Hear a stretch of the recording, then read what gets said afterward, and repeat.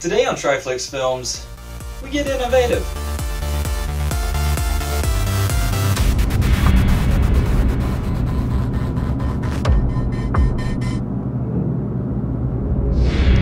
Buy candles, buy candles, buy candles, buy candles, buy candles, buy candles.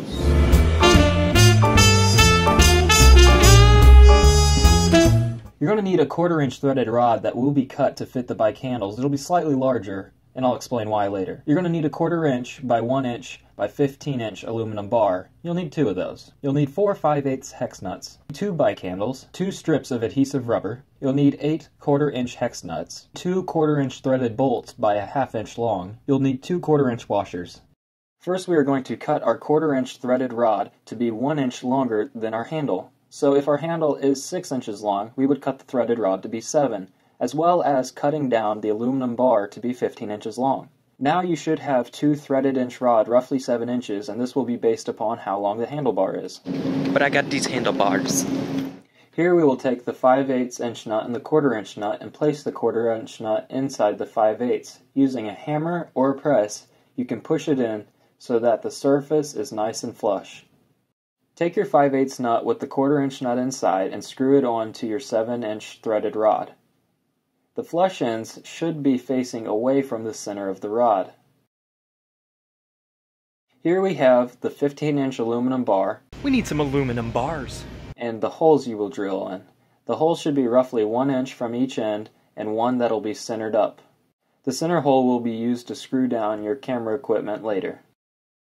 Here we have the 1/4 inch hex nut on the threaded rods as well as our buy candles. We're going to go ahead and insert the threaded rod with the hex nuts into the buy candles, making sure that those flush ends were facing away from the center of the rod. Go ahead and use the hard surface to push that down and make sure it's nice and flush on the bottom of the buy candle as well. We can use a hex nut or a hex acorn nut to place on top of the threaded rods to make sure everything stays together. Here we will take off the adhesive rubber and place it onto the top of the rig, and this will hold our camera in place whenever we screw it in from the bottom. You will want to place adhesive on the top and bottom bar, but the adhesive should be on the top sides of each bar. Make sure it's down nice and smooth so it doesn't come off later. Next we will use a knife and poke through the bottom of the hole, puncturing a hole through the rubber adhesive. This will allow the screw that'll hold our camera in place later to go in more easily and not push off the rubber adhesive. Next we can go ahead and insert our 1/4 inch by 1/2 inch bolt along with the washer.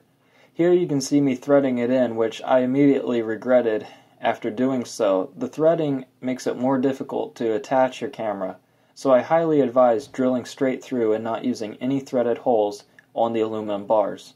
The 1/4 inch by 1/2 inch threaded bolt is still usable because it'll screw into the base of our camera later.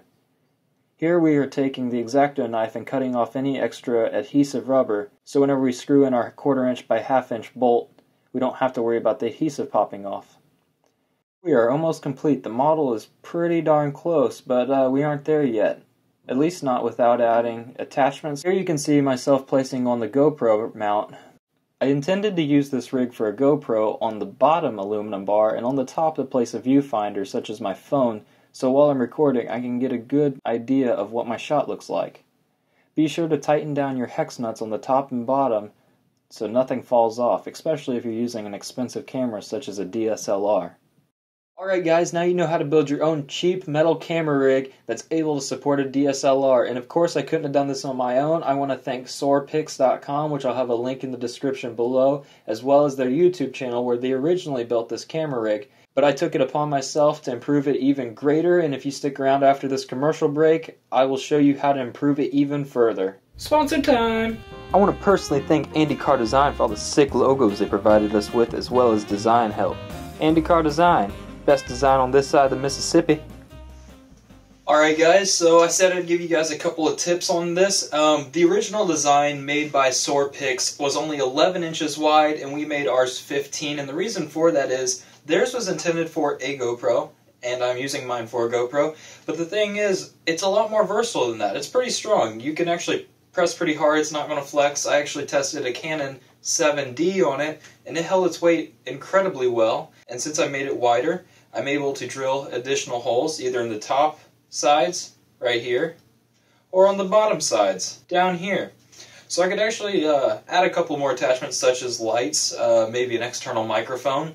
Maybe I don't want to have an external viewfinder such as a phone on top, and I want to move the camera up. I could actually have multiple cameras angling in. You could have your camera down below, have a ring light above, and have it hoop around. Honestly guys, I was wanting a good camera rig that I could stand behind and tell you was a good investment of your own money, because like I said, this channel is intended to help you guys out as well as myself, teach you guys what works for me and what doesn't. This is by far the best design I've seen online, and I think the improvements I've made are significant in the regards that you can put almost any camera on here, it'll hold itself. But the only suggestion I have is, if you're using larger cameras such as Nikon's or several other larger DSLRs, the only thing I'd be concerned about is the height restraint. Make sure whenever you're measuring the distance in between, your camera's able to fit in, slide in, rest, and you're able to tighten it from the bottom. Also, if you don't have a way of controlling your camera such as a viewfinder above that will allow you to control the settings such as your ISO, your focus, if you have to do manual, that's something to consider too, because this is a wide grip, this is meant for moving shots. You aren't going to be able to go in and adjust. You're probably going to have to remove the camera completely if you're using a DSLR. As far as for a GoPro, this is amazing. It's the rig's metal, so if you wanted to go ahead and get some stainless steel parts, you could actually use it as an underwater rig. I would trust it with GoPros, DSLRs. I have a cell phone on it right now, which is actually an iPhone. Like I said, guys, the opportunity with this rig is nearly endless. The only thing that I would say is a drawback is the handles are very squishy. And the reason for that is the only thing inside of them is the 1/4-inch rod. The way I would suggest to fix that is whenever you go to screw on your 5/8" hex nut onto the bottom of your 1/4-inch before you attach your handle, is to find some stiff styrofoam possibly, and that may actually make it more buoyant so that it would be able to float if you used water. I would test that before I ever tried it. That would be a little risky in my opinion, but stick some styrofoam up in there and it would give you some good solid grip. I would suggest drilling the holes in the top. If you guys enjoyed this build, please let me know in the comments section below. Please go down and show Soarpix some love since they gave us this design. It is brilliant. I am very impressed by it. Alright guys, that concludes today's episode. If you like this video, let me know by liking this video, and if you want to see more like it, let me know by sharing with all your friends and subscribing to my channel, and catch us every Tuesday and Friday when I try my best to answer as many of your guys' questions as possible and give you all the tips and techniques I pick up as a videographer. And as always, if you have comments or questions, you can leave those in the comment section below or send them to me on Twitter, and as always, don't stop working hard. Boom! Nailed it!